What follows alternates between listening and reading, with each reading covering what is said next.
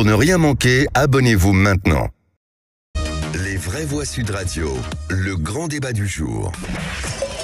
Le président de la République a choisi l'Alsace pour le premier de ses fameux 100 jours. Peut-être à l'occasion de sa venue, il va changer de cap. On va lui faire un petit comité d'accueil, avec un petit concert de casseroles. C'est pas les casseroles qui feront avancer la France. On va quand même lui rappeler que 80% des Français sont hostiles à cette réforme. Ce qui m'intéresse, c'est aussi pouvoir échanger avec vous sur les difficultés du moment, le coût de la vie et les prix qui augmentent. C'est quand même un président qui est assez seul, sauf que là, les gens le rappellent à leur quotidien, à leur problème de ne pas travailler 2 ans de plus qu'ils n'acceptent pas. Ce chantier-là, il n'y a que lui qui considère qu'il est terminé.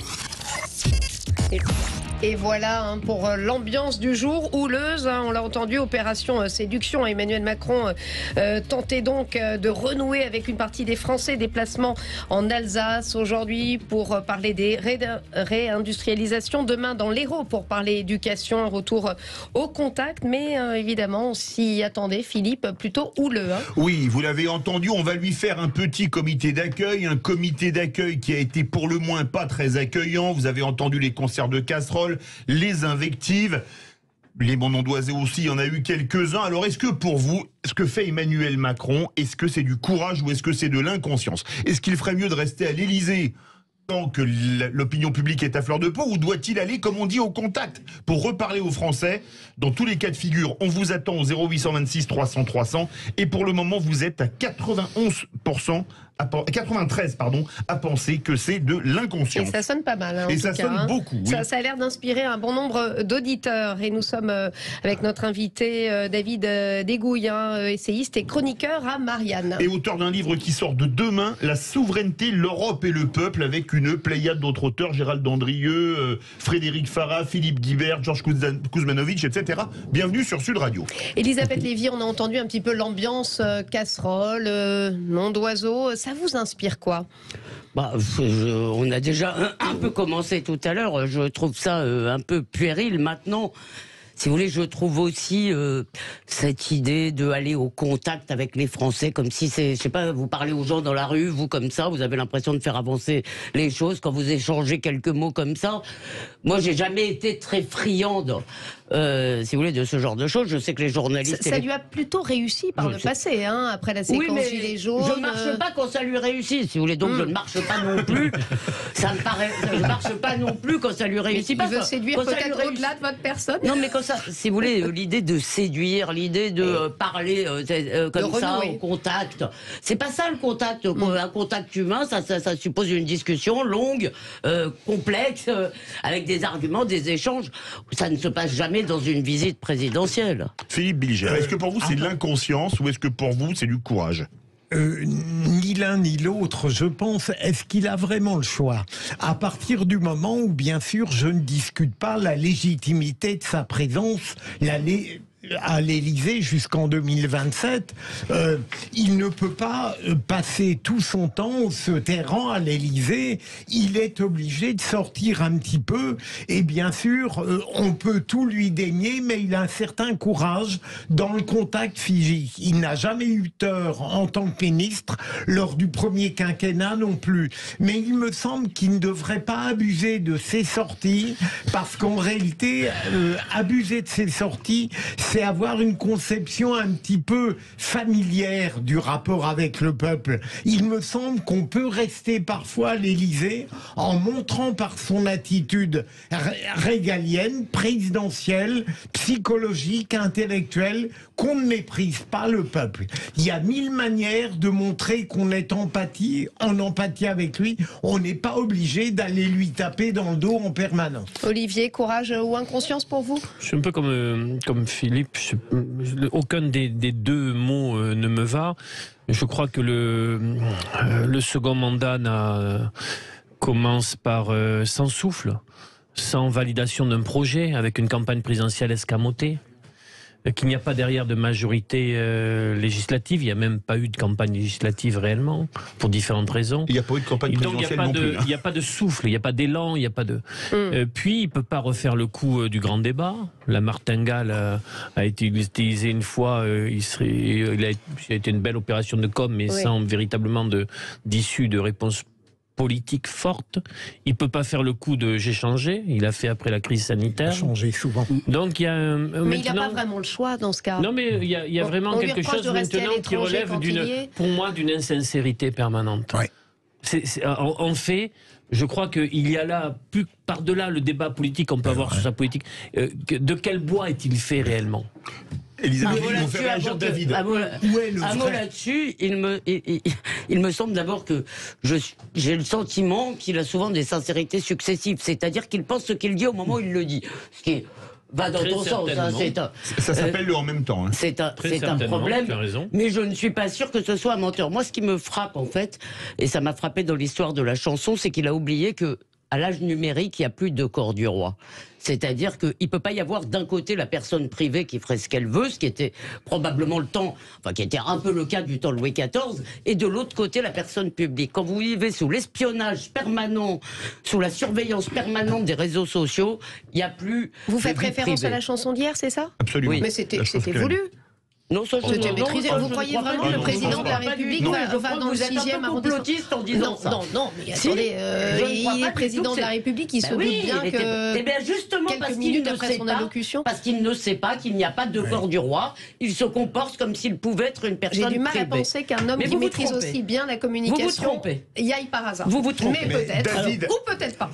David Dégouille. Alors, moi, je suis assez d'accord avec tout ce qui a été dit jusque-là. Je vais rajouter quelque chose d'autre. Moi, il me paraît plus, alors c'est pas du courage, pas du tout, pas de la conscience non plus. Je dirais qu'il en a pesanteur en ce moment.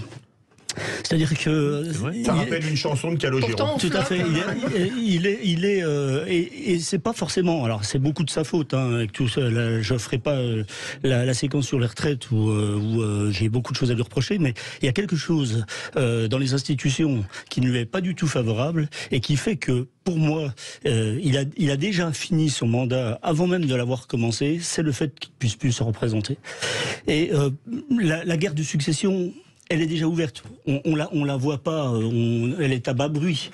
Mais le fait qu'il ne puisse pas se représenter, il doit s'agiter. Il ne sait plus comment se tenir. Lundi, il nous fait quelque chose. Effectivement, qui ressemblait avec des éléments de langage.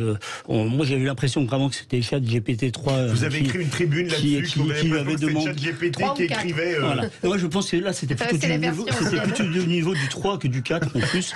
Donc, c'était vraiment. Je me demande comment les gens ont dû zapper. Je sais pas, j'ai pas suivi. Ça fait 15 millions quand même. Oui, mais 15 millions au plus fort. Oui. Voilà.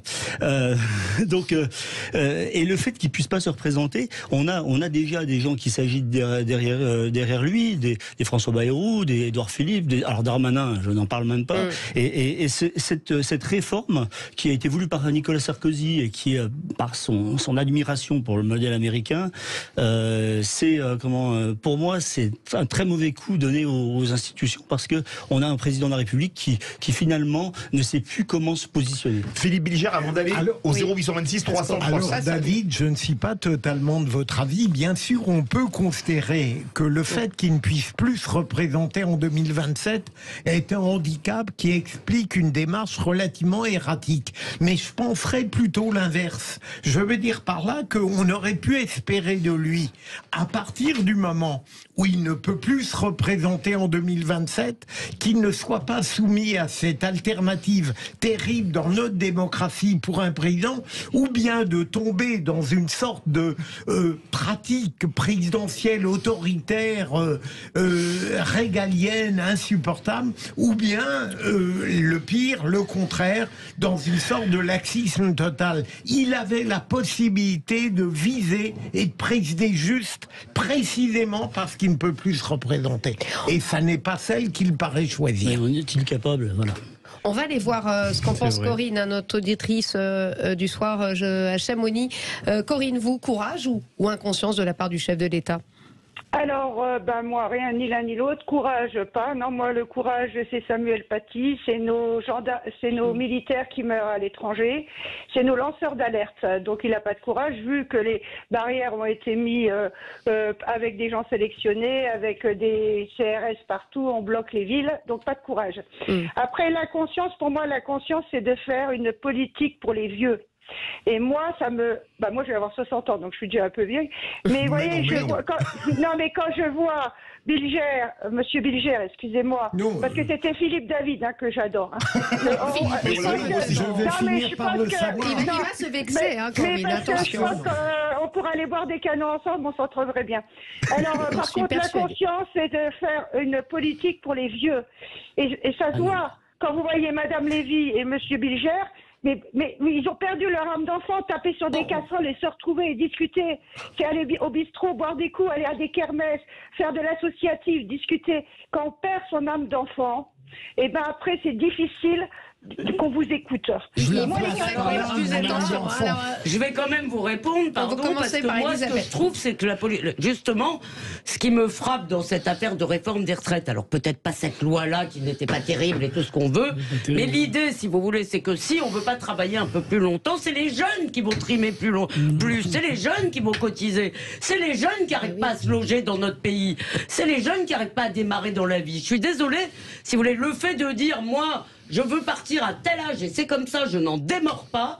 Ça veut dire que quelqu'un va travailler pour vous pendant les... J'espère que vous serez longtemps, que vous vivrez longtemps après. Et la statistique laisse penser que pour beaucoup de gens ce sera le cas. Ça veut dire que pendant les 10, 20, peut-être 30 prochaines années, ce sont des jeunes qui vont payer pour vous. Philippe. On va... Vous voulez peut-être répondre à l'attaque frontale de Corinne. Non, mais Corinne, moi j'admets, je suis très, pas nostalgique de l'enfance, mais je considère que l'âge adulte parfois est une perversion, un handicap. Mais taper sur une casserole, même pour protester contre Emmanuel Macron, ça n'est pas ma conception de l'enfance. Je veux dire que l'âge adulte, c'est pas mal aussi. Ouais, je veux dire quand même. Il n'en faut pas trop. En matière de puérilité, Emmanuel Macron n'a pas été avare non plus. Non, vous avez raison. Oui. Vous avez tout à fait raison. Oui, avec McFly et Carlito, etc. Et ben ça, on peut le lui reprocher. J'en passe et des meilleurs. Un mot, Olivier d'Artigol, on part au 0826 300 300. On ira retrouver Franco. Non, passons, je suis d'accord avec ce qui a été dit là. Mais avec quoi avec la puérilité, c'est-à-dire que ce président, sur certains moments... Oui. A manqué d'épaisseur humaine, de saisir le moment, de saisir le comportement par-delà le débat sur les retraites. Je suis d'accord avec ça. Bon, est-ce que c'est pas là son principal problème? Je suis d'accord avec l'idée que parfois il se comporte comme un môme qui se fout de nous. Il y a Catherine Ney qui avait eu un mot terrible une fois un adolescent pas fini. Voilà, vous citez Zemmour dans le texte, dites-moi. C'est Catherine Ney, oui, c'est Catherine Ney qui avait dit que c'était fini. On n'entend pas si tout le monde parle en même temps. Catherine Ney avait dit quoi? Philippe Bilger. Qu'il n'était pas fini. C'est Catherine Ney qui l'avait dit. Non, moi il me semble que c'est Zemmour. On réagit beaucoup. Oui. Peut-être qu'ils l'ont dit les deux finalement. Absolument, on va aller voir Franco dans l'Hérault parce que l'Hérault c'est là-bas que Emmanuel Macron va se rendre demain. Franco, vous allez l'attendre de pied ferme. Oui. Le chef de l'État. Bonsoir. Bonjour. Bonsoir. Bonsoir. Vous nous appelez d'où précisément dans l'Hérault? De Montpellier. Montpellier. Alors, on vous écoute. Donc, écoutez, moi, déjà, je voulais saluer votre radio pour le pluralisme et le débat qu'il peut y avoir. Je voulais aussi saluer le professionnalisme de Stéphanie Demureux, que je connais depuis quelques années. Très bien. Enfin, pas personnellement, mais du moins que j'ai déjà écouté auparavant. Je vous donne son 06. Non, elle n'a pas payé, c'est comme moi avec Corinne. Mais donc, du coup, moi, je voulais juste mettre le doigt sur un sujet, c'est que on a un président qui a comme moi en tant que professionnel, donc moi je suis mécanicien, donc j'ai une convention collective avec des règles qui doivent s'appliquer. On a un président qui a des règles aussi qu'il doit respecter, donc c'est la Constitution. Or, il a bafoué plusieurs fois la Constitution.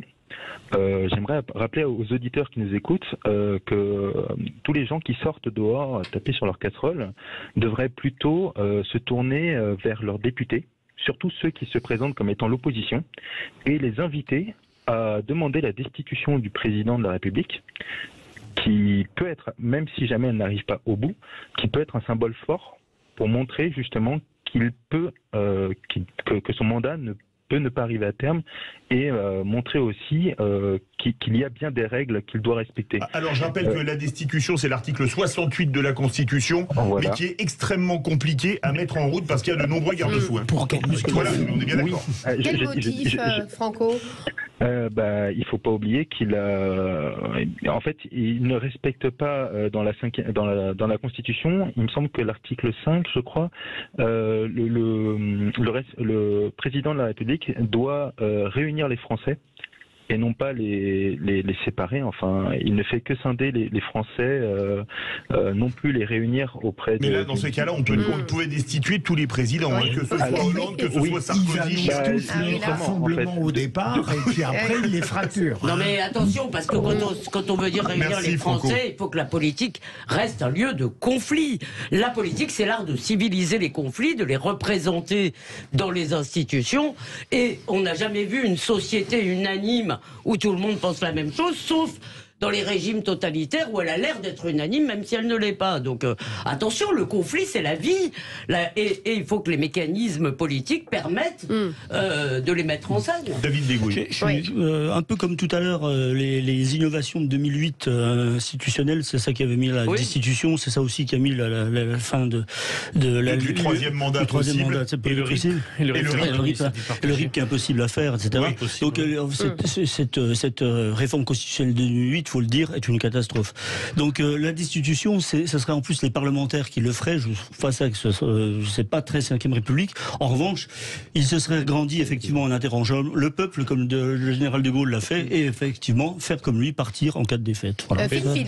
C'est au peuple de destituer le président, c'est pas des parlementaires. Vous voulez réagir? Non, je voulais dire que c'est sûr que notre ami a une conception un petit peu, j'allais dire rigide de la Constitution. Je ne vois pas sur quoi il pourrait fonder la destitution d'Emmanuel Macron, mais je pense que surtout il faudrait arrêter de proposer des solutions extrêmes. On l'a jusqu'en 2027, il faut qu'on tente de composer avec lui dans ce qu'il a de meilleur et d'éviter ce qu'il a de pire. On n'a pas d'autre choix. Mais le problème que nous avons, c'est qu'en effet, il est protégé par les institutions, du fait de sa réélection et du quinquennat. Mais on n'a pas trouvé la solution pour qu'il y ait une respiration démocratique entre deux élections présidentielles, et le RIP est un miroir aux alouettes, puisqu'on voit très bien qu'il est quasiment impossible d'aller au bout du processus. Donc il y a là une vraie question. Non mais la difficulté, me semble-t-il, elle vient du départ et de l'élection d'Emmanuel Macron, mais il n'est pas le seul à avoir été élu comme ça. Rappelez-vous l'élection de Jacques Chirac, dont on nous dit maintenant qu'il était merveilleux parce qu'il n'a rien fichu pendant combien de temps il est resté? Il n'a rien fait. C'est mieux de rien faire que de mal faire. Oui, mais c'est ça la grande passion française maintenant, c'est le statu quo. C'est mieux que de mal faire. Mais non, on ne peut pas ne rien faire quand le pays est en train de s'affronter. Et vous voyez qu'ils deviennent populaires quand ils quittent le pouvoir. Le problème d'Emmanuel Macron, c'est que dès le lendemain de son élection, il n'est pas légitime aux yeux des gens même qui l'ont élu. Et moi, pour m'en prendre un petit peu, parce que je pense que j'en ai un peu assez d'entendre...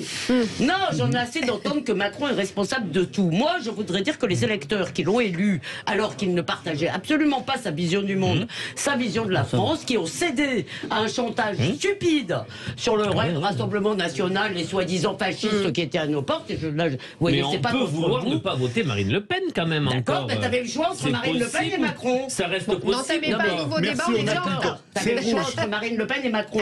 Si vraiment tu détestais Macron au point où il a l'air détesté, il fallait pas les lire. Merci, en tout cas c'était un débat David Degouille, auteur d'un livre qui sort demain, La souveraineté, l'Europe et le peuple. L'auteur, c'est l'association des Amis de Coralie Delhomme, je tiens à le dire, je suis un des co-auteurs. Bon, je préside effectivement l'association, mais l'auteur, c'est l'association des Amis de Coralie Delhomme. Et merci à nos auditeurs. Parce que c'est un des rares journalistes que je connais, d'ailleurs moi-même j'ai beaucoup plus changé que lui.